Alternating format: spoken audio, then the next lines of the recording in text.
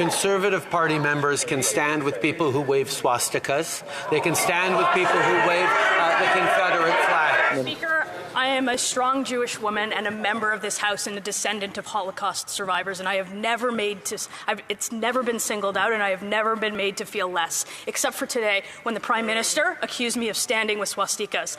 I think he owes me an apology. I'd like an apology, and I think he owes an apology to all members of this House.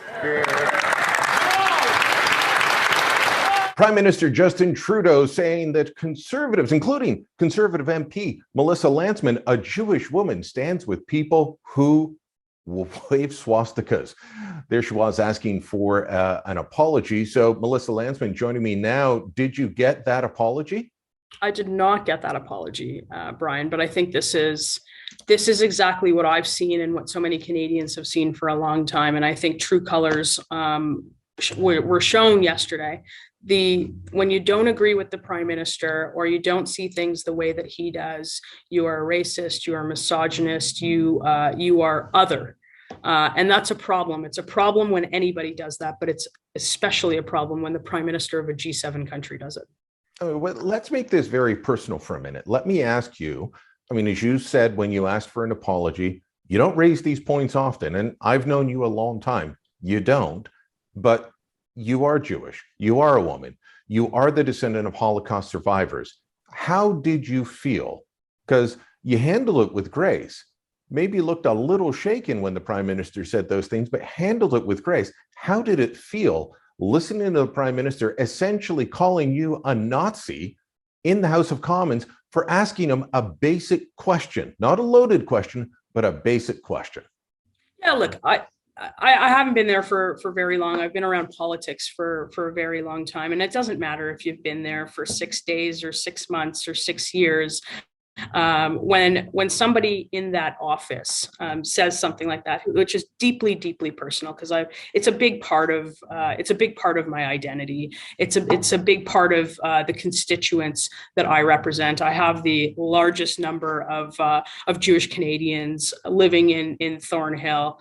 I was never going to let that stand in the House, because that kind of language and those kinds of accusations should never be used in the House of Commons, particularly when we're talking about issues as serious as whether the government has the justification to throw this country into an emergency situation because their leadership is sinking or they're playing politics. Look, the Prime Minister has made it sound like Conservative MPs were standing with people waving swastika flags. There's not a single Conservative MP that has done that, including you, but he would specifically know, because you are the MP for Thornhill, and he knows you, he knows the riding, he knows the situation in Canada. He would know how harmful, how hurtful, how insulting that would be. But Mr. Sunny Ways apparently didn't care when he decided to throw out that at you. Do you feel that it was an attempt to get a personal dig in, to deflect from the fact that he doesn't have answers to serious questions? Look, I feel like everything has been a deflection of a lack of leadership and the fact that he's lost control over the situation, over the country, over his own caucus. There is nobody in that House of Commons. There's not a single elected politician who's going to stand with symbols of hate, despite. And I've called these things out in protests in Toronto. We've seen terrorist flags in Montreal with Liberal MPs marching in a parade. The difference is I've never thought that Liberal MP was a terrorist. And if you don't understand that there is a frustration because of the decisions that this government has made, and you try to stifle that the questioning of your government through calling everybody a racist and a misogynist, I think you have lost the moral authority to govern in what was a crisis. So let me ask you this, though, because before we got to the Emergencies Act, he was facing the protests. As they were coming towards Ottawa, he was dismissive and insulting. When they got to Ottawa, he was dismissive and insulting. Now he's trying to bring in the Emergencies Act, and he still is being insulting and dismissive to Canadians who are saying, well, wait a minute, even if I don't agree with the protests, I have problems invoking the Emergencies Act specifically the way that he's doing it, going after bank accounts of people who don't hold the right political views. You don't even have to necessarily have been donating to face this government coming after your bank account now. Is it shocking to you? I mean, for years you were a political staffer, you've watched politics, now you're an elected official.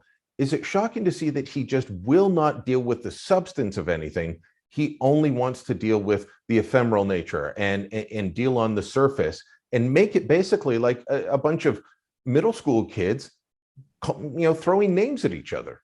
Yeah, look, I think this is unraveling, and I think you see a lot of divide in this country, whether it's urban and rural, vaccinated against the unvaccinated, east and the west. And when all of the trucks are gone and all of the immediate protests are gone, there's still a really big problem in this country. And if you have a prime minister who can't answer the basic questions about how he justifies throwing this country into a state of emergency when it's not been done before. It wasn't done on rail line blockades. It wasn't done when people were protesting on gas pipelines. This is a prime minister who has literally apologized for things he had nothing to do with that happened before he was born. He's taken knees at protests in the midst of a pandemic.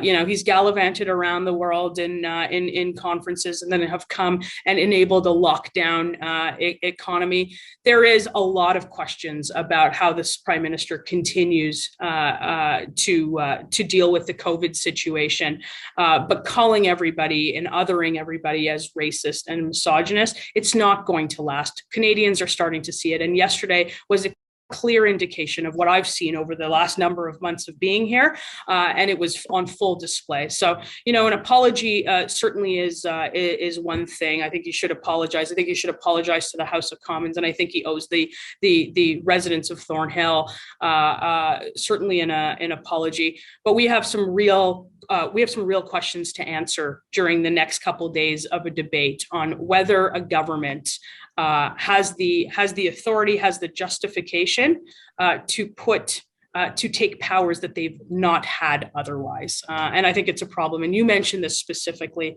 and I'm also concerned with the financial authority.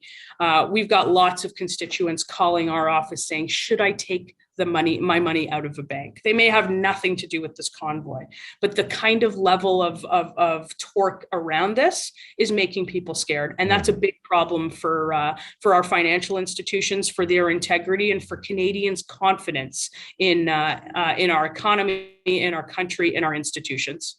Well, I have been watching the debate. I have seen you and your colleagues trying to get the government to answer, provide justifications for the wild claims that they are making.